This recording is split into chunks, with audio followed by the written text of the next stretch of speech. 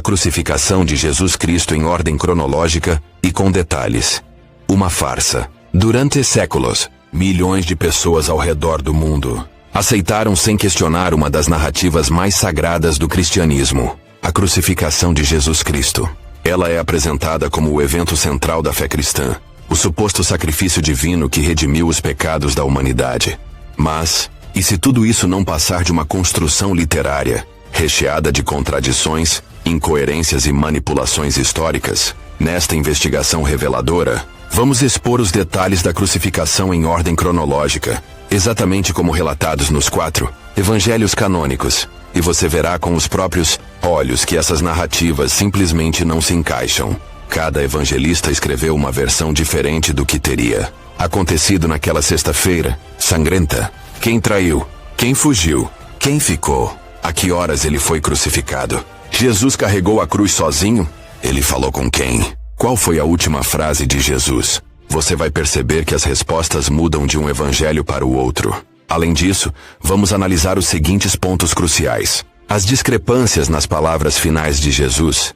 Em Mateus e Marcos, ele morre gritando que Deus o abandonou. Em Lucas, ele morre serenamente entregando seu espírito. Em João, ele simplesmente diz: está consumado. Como alguém pode morrer de 3 maneiras diferentes? O tempo da crucificação. Marcos diz que foi às 9 da manhã. João diz que foi ao meio-dia. Como conciliar essa diferença de horas para o evento mais importante da história da humanidade? O papel de Simão Cireneu. Nos sinóticos, Jesus não carrega a cruz inteira. Um homem chamado Simão o ajuda. Mas no Evangelho de João, Jesus carrega a cruz sozinho até o fim. Qual versão é verdadeira? As testemunhas da crucificação. Alguns evangelhos afirmam que os discípulos fugiram. Outros mostram discípulos, mulheres e até soldados interagindo com Jesus. O que de fato aconteceu? A morte de Jesus realmente ocorreu? Há estudiosos sérios que afirmam que Jesus não morreu na cruz, mas foi retirado ainda vivo. Ou até mesmo que jamais foi crucificado, sendo essa narrativa uma metáfora teológica emprestada de cultos anteriores que também contavam com deuses que morriam e ressuscitavam. Vamos seguir passo a passo, como numa linha do tempo forense. E você entenderá que a história da crucificação é uma colcha de retalhos mal costurada, repleta de inconsistências internas, elementos copiados de mitologias pagãs e invenções teológicas posteriores. Prepare-se para mergulhar numa análise lógica, cronológica e investigativa. E descobrir por que a crucificação de Jesus, tal como ensinada pela Igreja, não passa de uma farsa montada para sustentar um sistema de crença. A suposta linha do tempo da crucificação de Jesus e suas contradições. 1. A prisão de Jesus. Quando tudo começou a ruir, nos Evangelhos, a prisão de Jesus ocorre no jardim do Getsêmani. Mas as versões do que aconteceu ali já começam a se divergir. Mateus 26, 47, 56 e Marcos 14, 43, 52 afirmam que Judas beija Jesus para identificá-lo aos soldados. Um discípulo, não nomeado, corta a orelha do servo do sumo sacerdote. Lucas 22, 47 e 51 menciona o mesmo corte da orelha, mas diz que Jesus a cura no mesmo instante, como se fosse um milagre de misericórdia. João 18, 1, 11 porém vai além. Jesus derruba os soldados com uma palavra: sou eu. Um detalhe que não aparece em nenhum outro evangelho. E aqui, quem corta a orelha é identificado como Pedro, e o servo como Malco. Já aqui temos um problema.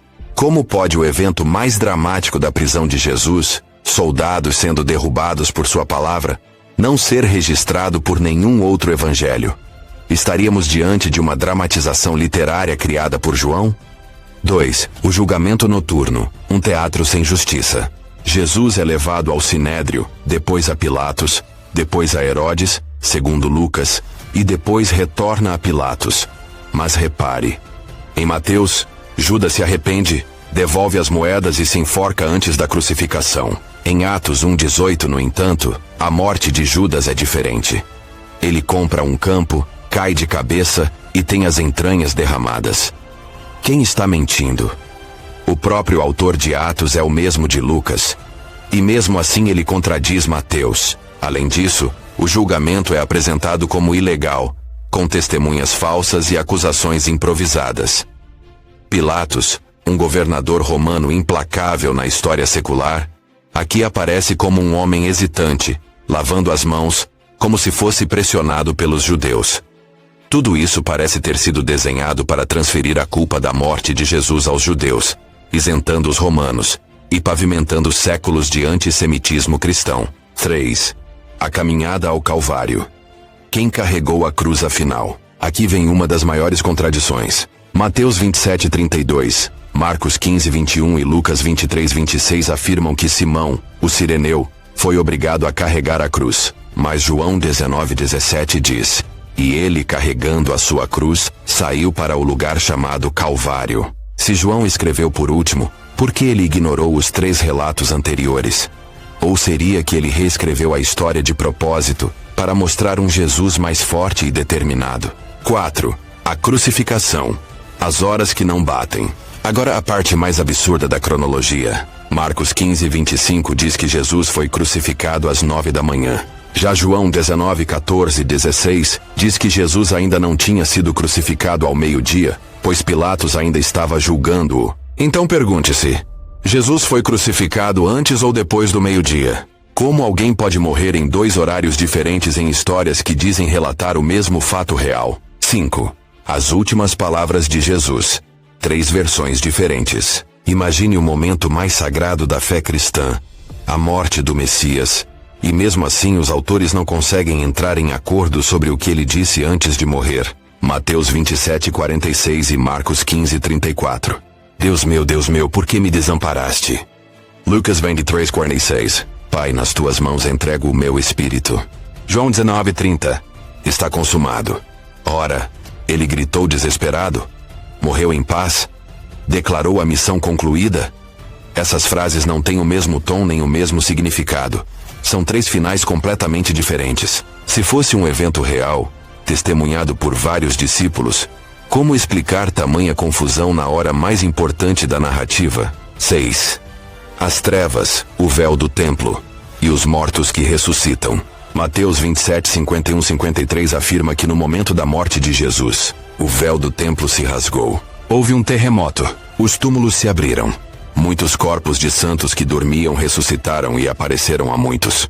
Sim, mortos saíram de seus túmulos e caminharam pela cidade. Um evento mais espetacular do que a própria crucificação.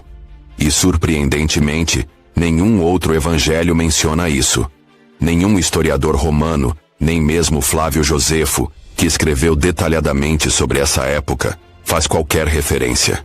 Como um milagre tão colossal, mortos andando por Jerusalém, não teria sido registrado por ninguém além de Mateus? A resposta é simples, porque nunca aconteceu. 7. A lança no lado de Jesus. Só João viu isso. Em João 19:34, um soldado fura o lado de Jesus com uma lança, e sai sangue e água. Isso não aparece em nenhum outro evangelho. Mais uma vez, João adiciona um detalhe único, simbólico, claro, que os outros 3 evangelistas esqueceram de mencionar. Como eles esqueceriam de um ferimento mortal infligido no corpo do Salvador?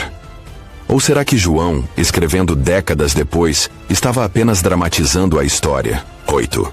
O sepultamento de Jesus, um enterro rápido e suspeito. Segundo a narrativa cristã, após a morte de Jesus, José de Arimateia, um membro do Sinédrio, aparece do nada e pede o corpo para enterrá-lo em um túmulo novo. Mateus 27:57-60, Marcos 15:42-46, Lucas 23:50-53 e João 19:38-42 confirmam que José foi quem pegou o corpo. Em João, Nicodemos também aparece com quase 100 libras de mirra e aloés, cerca de 33 quilos de especiarias. Como um membro do Sinédrio, o mesmo grupo que condenou Jesus, de repente se torna seu aliado silencioso. Por que um homem rico como José correria o risco de perder tudo por um condenado à morte? E como ninguém questionou Nicodemos carregando um volume tão grande de especiarias, ainda mais num momento de risco e pressa antes do sábado começar? Nada disso faz sentido, a não ser como construção narrativa para cumprir profecias, como Isaías 53:9, que diz: deram-lhe sepultura com os ímpios, mas com o rico foi na sua morte, ou seja, mais uma adaptação literária forçada para parecer profética. 9. A guarda do túmulo. Quem vigiava e por quê? Apenas Mateus 27, 62, 66 diz que os fariseus pediram a Pilatos guardas para vigiar o túmulo, com medo de que os discípulos roubassem o corpo. Nenhum outro evangelho menciona guardas. Se essa história fosse verdadeira, por que Marcos, Lucas e João silenciaram sobre algo tão importante?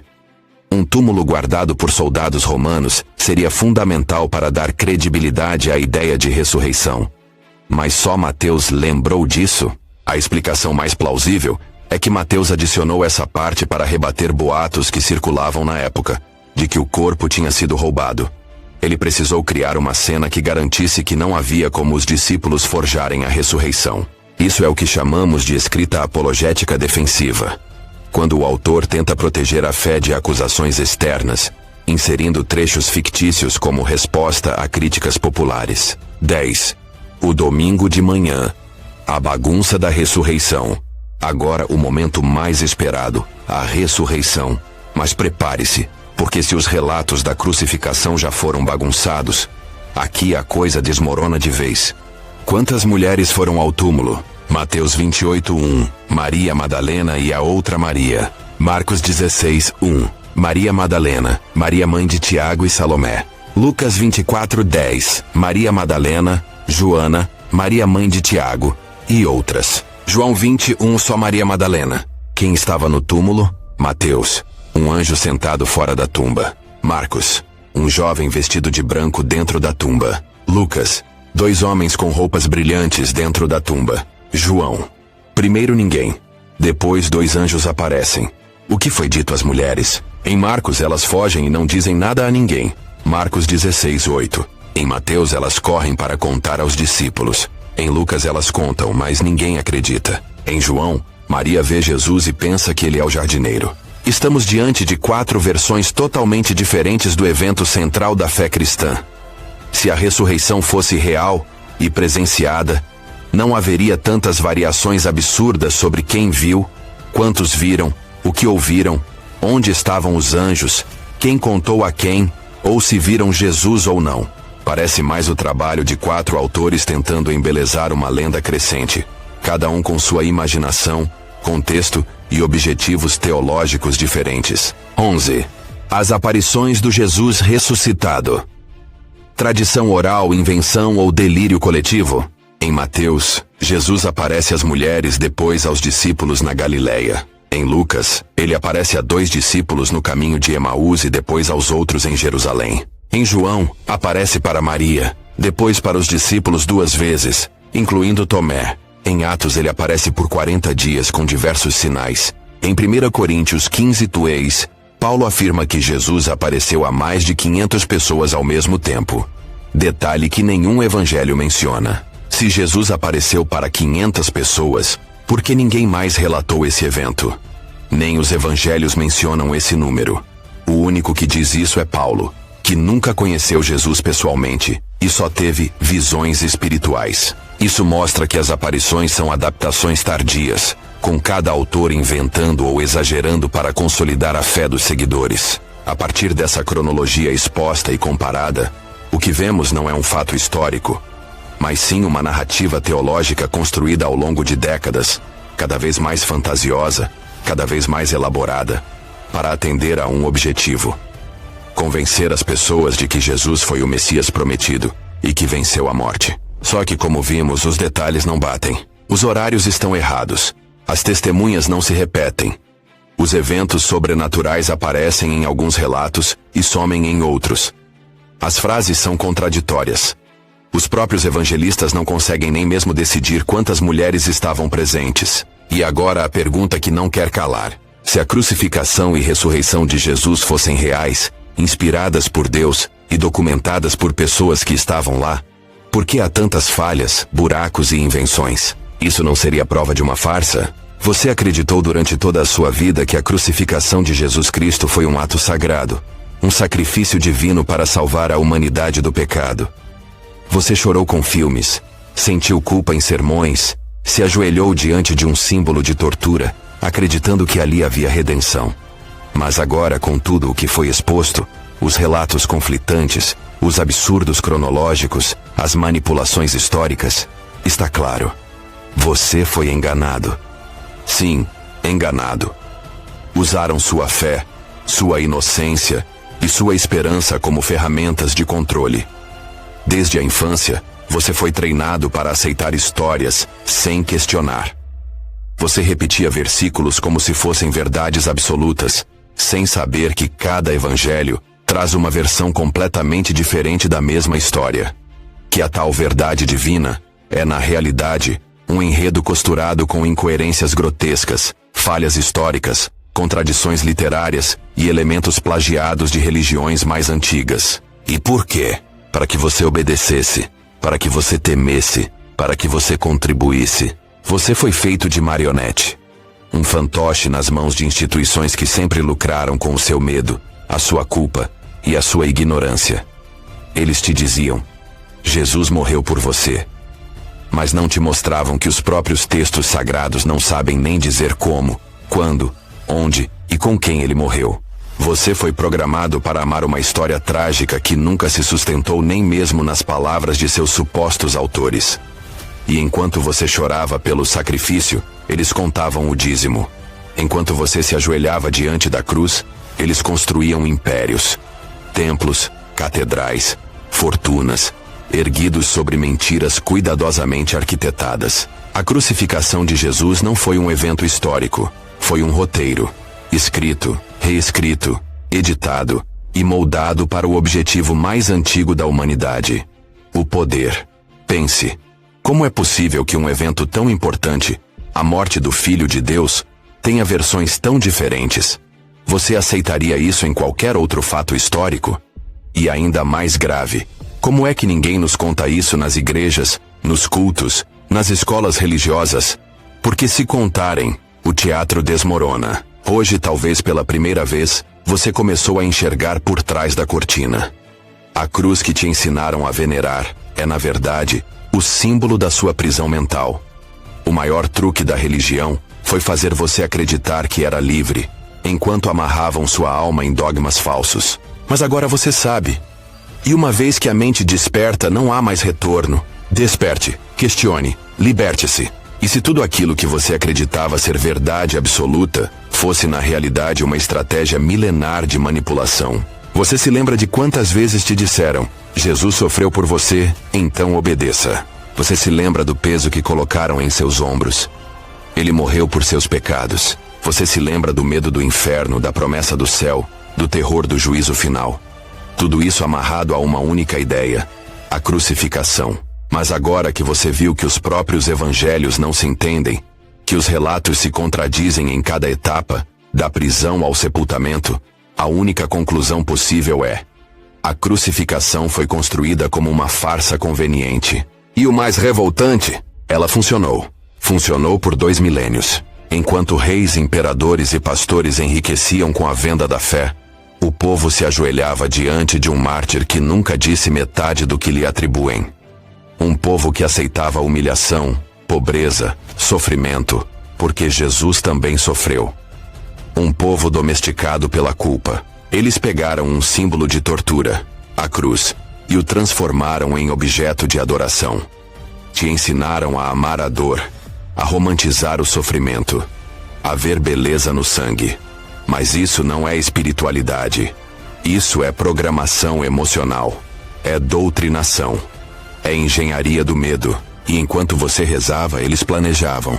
Enquanto você jejuava, eles investiam.